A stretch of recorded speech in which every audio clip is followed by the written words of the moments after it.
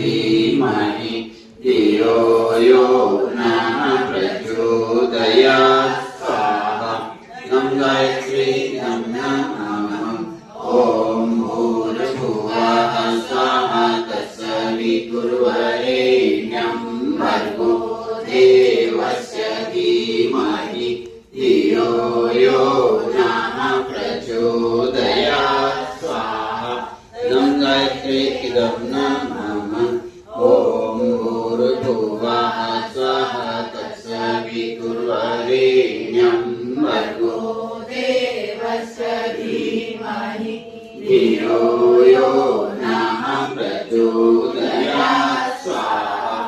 ॐ गायत्री नमः ॐ भूर्भुवः स्वः तत्सवितुर्वरेण्यं भर्गो देवस्य धीमहि धियो यो